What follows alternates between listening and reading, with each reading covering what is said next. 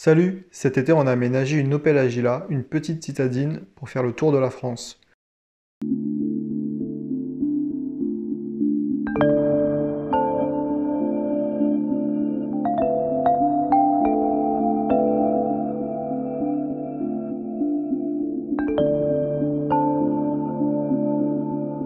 Dans cette vidéo, on vous explique comment on a fait.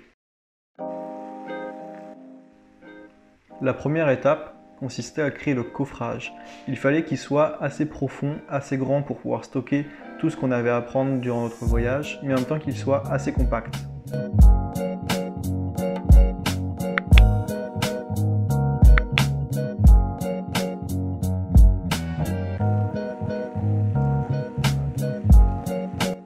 On a commencé par dessiner des repères. C'était là où on allait faire les trous pour ensuite visser les planches ensemble. On a ajouté un petit peu de colle à bois pour offrir à notre coffrage un peu plus de résistance.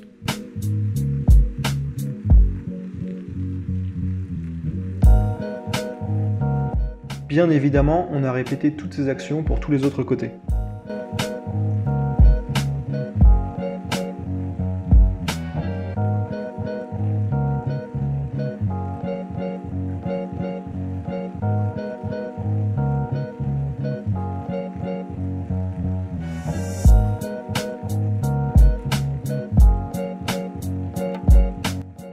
Après avoir fait les plans, pris les bonnes mesures, découpé les planches, fait les trous au bon endroit et après avoir assemblé les 4 premiers côtés du coffrage, il fallait créer le couvercle.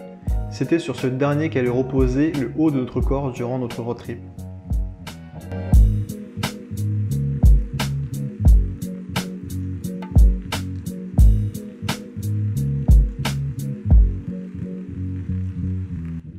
Après avoir pris les bonnes mesures, on a sorti notre scie circulaire et c'était la première fois qu'on s'en servait. D'ailleurs, je pense que ça se voit un petit peu. Mais on a quand même réussi à découper nos planches. Après, on a eu l'idée de faire une petite poignée. Sur le moment présent, c'était un petit plus, mais finalement, avec un peu de recul, ça nous aura quand même bien servi. Pour ça, on s'est pas trop embêté. On a dessiné notre poignée à main levée et on l'a ensuite découpé à l'aide d'une scie sauteuse. Pareil, c'était la première fois qu'on s'en servait.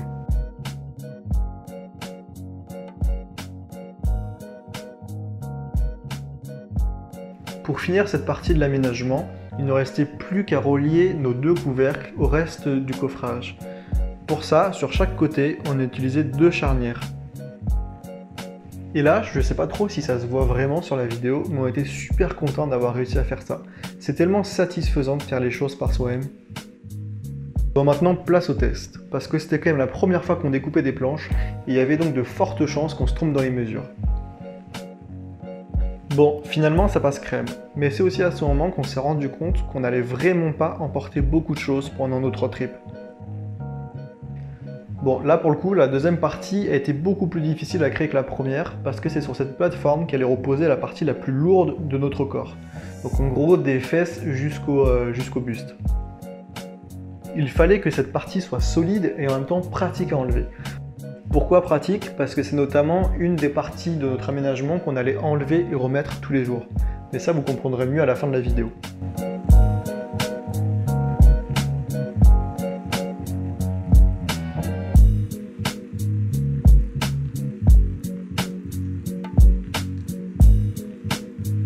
Ensuite, pour le deuxième support, c'est celui qui est en blanc là, et ben lui, il est un peu spécial parce qu'en fait, il va servir à 2 choses. Donc dans un premier temps, il va servir de support, bien évidemment. Ça va être là où vont venir reposer nos 2 planches.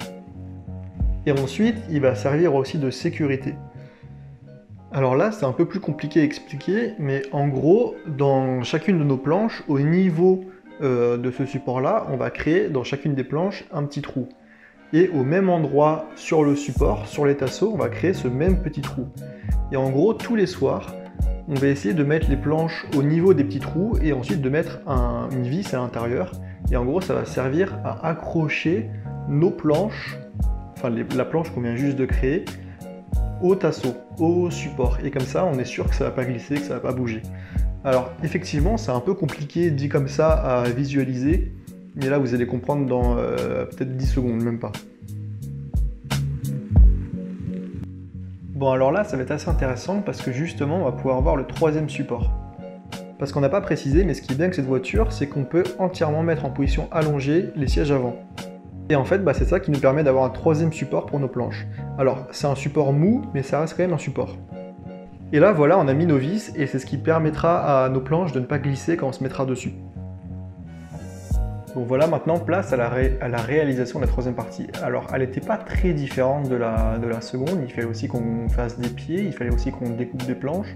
Donc on a commencé par prendre les bonnes mesures, on a ensuite découpé nos planches, toujours avec une scie circulaire, et ensuite on les a poncées, et là il a fallu qu'on teste, voir si ça rentrait bien. Et en gros, notre levier de vitesse, bloque nos planches. Donc là on aurait pu créer un arrondi, mais en fait on a décidé de ne pas s'embêter, on s'est dit bon allez.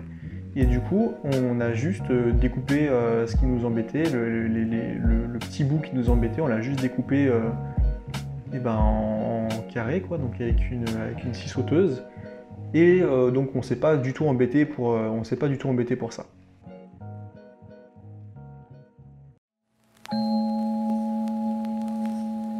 Et donc là voilà, ça passe nickel. Ça nous fait même un support au niveau du levier de vitesse.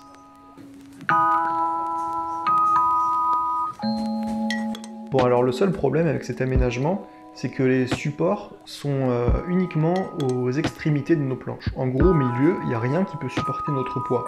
Et pourtant, c'est au milieu qu'on sera le plus souvent. Et donc, on s'est dit qu'on allait faire passer une barre de fer pile poil au milieu. Donc, pour ça, il a fallu créer, avec des petits tasseaux, un espèce de petit chemin. Et c'est dans ce petit chemin qu'on va faire passer nos barres de fer tous les soirs et qu'on va les enlever tous les matins. Et du coup, le gros avantage de cette solution, c'est que déjà, c'est pas cher du tout. Et en plus, ça offre vraiment une grosse sécurité en plus. Alors là, si vous regardez un petit peu nos tasseaux, vous pouvez voir qu'on a ajouté une sorte de petite plaque métallique à visser, et en fait ça va permettre à notre barre métallique de rester en place. Là, jusqu'à présent, l'avant de notre aménagement repose uniquement sur notre levier de vitesse. Donc c'est pas forcément une super bonne idée. Alors on s'est dit qu'on allait rajouter des pieds.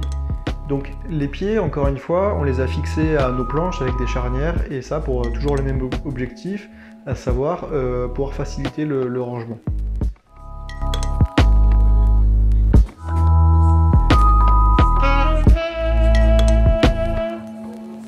Bon alors là c'est un petit peu du plus, mais c'est parce qu'on avait des charnières, on avait acheté trop de charnières, et donc on s'est dit qu'on allait tout simplement rassembler la partie 2 et 3 de notre aménagement, et comme ça ça allait être beaucoup plus simple à manipuler, et ça nous prendrait beaucoup moins de temps surtout à installer.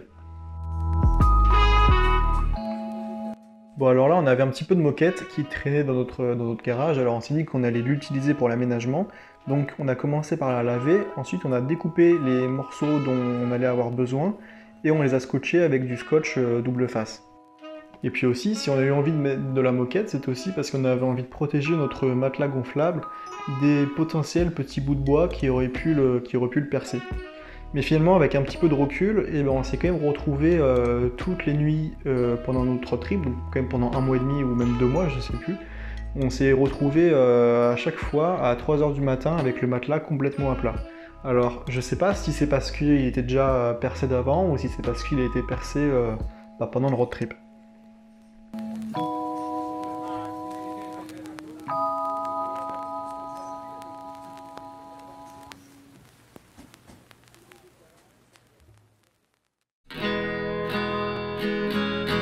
Alors là, pour le coup, on s'est embêté pour rien, parce que on a trouvé des grands rideaux occultants dans notre garage, et on s'est dit qu'on allait les utiliser pour faire nos rideaux. Donc on a pris les dimensions des fenêtres de la voiture, on a découpé les rideaux à ces dimensions-là, et ensuite on a mis du scratch du velcro sur les bords de nos rideaux qu'on venait de découper, et sur le bord des fenêtres de la voiture. Et donc ça nous permettait ça nous a permis de faire tenir nos rideaux. Donc c'est une technique qui fonctionne très bien, mais on s'est embêté pour rien, on aurait pu faire beaucoup plus simple, quoi.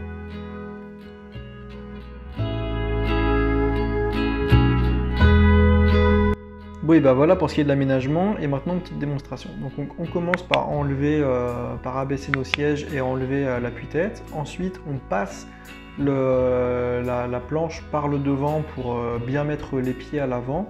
On déplie tout en faisant bien attention à bien mettre le pied au bon endroit, histoire qu'il soit vraiment, enfin histoire qu'il serve à quelque chose, quoi, qu'il soit efficace, on l'a pas mis pour rien. Ensuite, on fait passer notre barre de métal pour solidifier nos deux planches.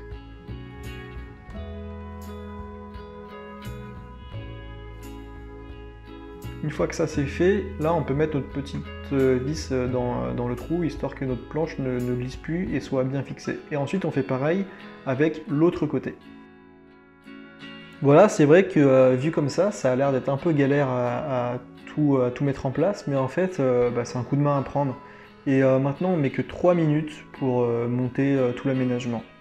Et en fait ce qui prend le plus de temps, c'est de gonfler le matelas. Là pour le coup dans les 3 minutes ça rentre pas. Parce qu'en gros on a compté qu'il faut à peu près 4000 à 5000, non 4000 à 4200 coups de pied dans le gonfleur, enfin pression sur le gonfleur pour pouvoir gonfler correctement le matelas. Et donc ça nous prend à peu près 10 minutes à gonfler. Finalement, cet aménagement est assez rustique, mais il nous aura permis de créer de super beaux souvenirs, et donc pour nous, c'est tout ce qui compte.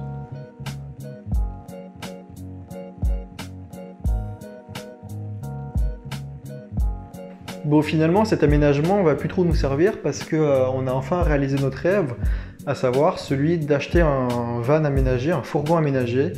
Et donc, si le sujet vous intéresse, eh ben, on a créé un site avec Johanna qui s'appelle Objectif Vie en Van et sur lequel on documente toute notre vie de nomade.